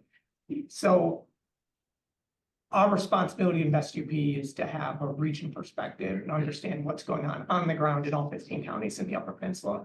I can tell you this is the priority project for our region. And it's not only because there's not another shovel-ready project anywhere in the Upper Peninsula that comes nowhere close to approaching the magnitude of this, but it's because of the importance to this community in particular. There is nothing behind this opportunity. If this doesn't launch, there is nothing coming behind it. This is the opportunity for that, this community in the region. And it fits within what Michigan's priorities are as we talk about the circular economy and an opportunity really to vertically integrate from extracting those critical materials in the ground to the manufacturing side. So I certainly can't speak to the economics of it, but what I can say is, as I've said, is Highland has been nothing but a trusted and good partner in all of this. And so if there is, if we're letting the perfect stand in the way of the possible, I think that's really unfortunate for this community in particular, because there's not a succession plan in terms of what that looks like. And those statistics that I shared with you earlier are only going to get worse. I don't think we're searching for the perfect in place of the possible. I think our concern is about the possible being possible, and the financing mountain from our point of view looks quite steep. And being someone who's been in this business, you realize that a highly dilutive financing changes the ownership structure, and that's the first issue. So we don't know who we may be dealing with, and then there's still the issue, the base issue of getting this done. So a company that has a $60 million market cap trying to do a financing of $425 million, the math is daunting, and that's it. I mean, the project sounds perfect to me. The partner that's presented this morning sounds reliable and solid, but it's just the numbers that need to be worked out in my view. Yeah. Comfortable that this is feasible, so that we do get a project like this that's done and is operating properly in an area that's been ravaged by economic misfortune. Let me ask a question that may be helpful as we continue to get alignment on the fact base. Eric, if you could present, if you have it in front of you, the disbursement schedule of dollars to the project as well as milestones that have to be accomplished for that disbursement. Do you have that? Or is that something that you can present? Yeah, thanks, Quinn. So as I sort of alluded to, the only way for the company to request disbursements on the grant is to provide information showing that they have made the investments into what we call eligible activities. That's a statute driven definition of certain things that they're able to invest in. Those those disbursements would go out to help support the project.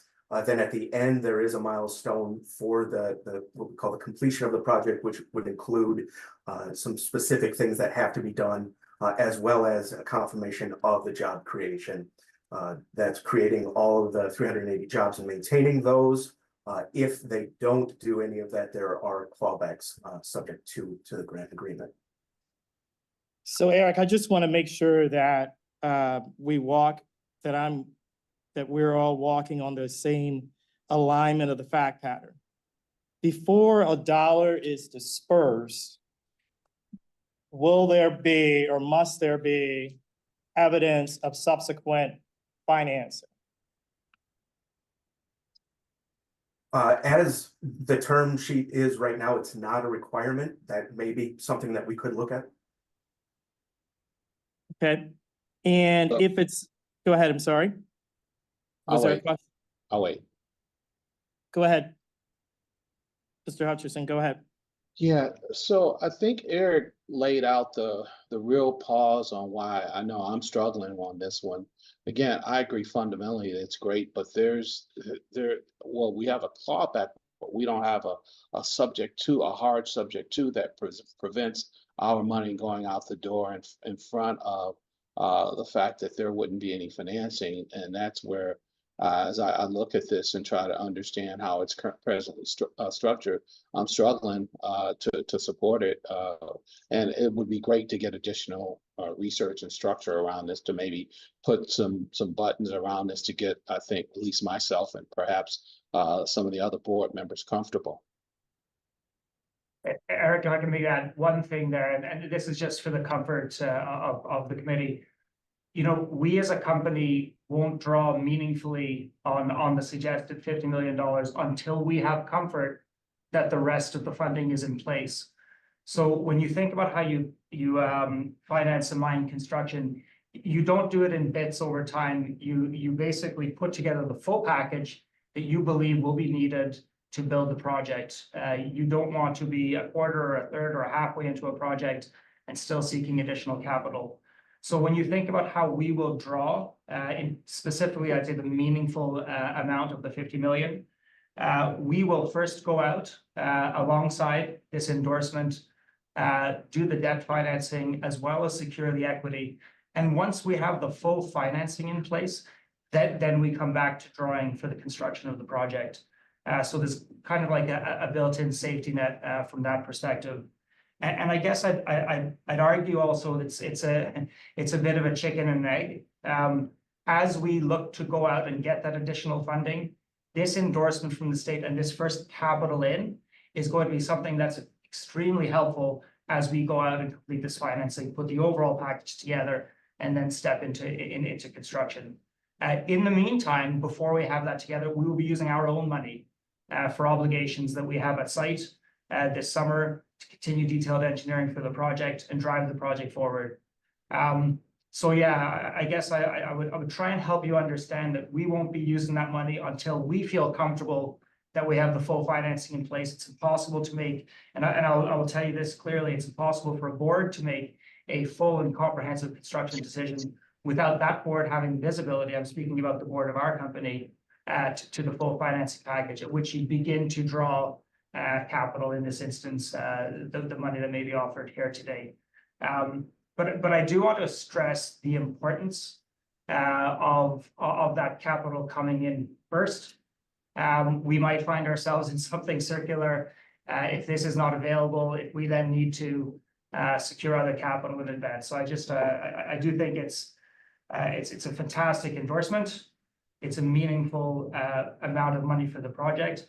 It will assist us in putting the funding together. And most importantly, we won't use the meaningful amount of this capital until such point that we have done the rest of the finance building.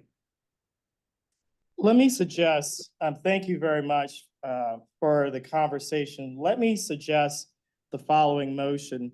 Let me suggest a motion to refer to an expedited subcommittee review of the board and then for possible future reconsideration. So the motion on the table is a reference to a subcommittee, an expedited subcommittee review for consideration of bringing back to the board for future consideration based upon some of the requests and questions. I'm sorry. Okay, yes. Yes, my apologies for an incorrect motion, but I want to request review to the Finance and Investment Subcommittee and expedited review. We will circle with that subcommittee or those who are interested, a set of questions that we provide the company to get answers, and then expedite, if answers are sufficient, for reconsideration, possibly at a special meeting for consideration of the project. So the motion is to refer to the Finance and Investment Subcommittee for a review. That is the motion on the table. Is there support for that motion? And sorry, Quentin, can I ask for a clarification on that motion by chance? Sure. Well, are you saying that that review would then refer this project back to the MSF board? Or are you saying that the subcommittee, your motion would infer that the subcommittee would approve, if they get their answers, would approve the project? There is no inference. That is up to the subcommittee to determine based upon answers to questions that the subcommittee will provide. I have no, go ahead, I'm sorry. We're not Mr. gonna. Chair, the I would, subcommittee- Can I would suggest that the subcommittee, after reviewing, if comfortable, bring it back to the board for full approval. Yes. Right, at this If point, we I'm could, just, yeah, go ahead, yeah, sir. go ahead. I'm just sorry. suggesting that it goes to the subcommittee. Go ahead, Mr. Rothstein. Oh, I agree. I think we're all in, that Cindy's question was great. It clarified it, and yeah, we agree. Just bring it to subcommittee and we'll report back and we'll say, okay, let's reconsider. And here's where it's at. Cindy, do you have any interest in both committees reviewing it? I think that anybody that has an interest in further clarification, not just the finance subcommittee, we can convene a subcommittee of both if we'd like. The only thing I would say for clarification is it is not going to be a voted subcommittee meeting, that we are going to bring it back to the board if we get our questions answered, that would be the purpose of the subcommittee review. Agreed. Agreed. Yeah, so the motion is for this project to be referred to the Finance and Investment Subcommittee, since it has to be referred to a particular subcommittee. As Board Member Warner suggested, if others want to participate, he or she can participate. And that is the motion on the table. Seconded. The motion has been moved and second. Natalie, please conduct a roll call vote. Dr. Affolter Kane, Abstain. Director Corbin, Yes. Mr. Eklund, Yes. Treasurer Eubanks, Yes. Mr. Hutcherson, Yes. Mr. Cap, Yeah. Mr. Messer, Yes. Mr. Myring, Yes. Mr. Richardson, Yes. Mr. Rothstein, Yes. Ms. Tellier, Yes. and Ms. Warner. Yes. Thank you. Thank you, Natalie. The motion passes and the recommendation is adopted. That concludes our meeting at 11:59 a.m. Eastern Standard Time. Thank you very much to the board members who gave up of their time for this special meeting. Thank you very much. Chair. Thank you. Thanks, everybody. Thank you.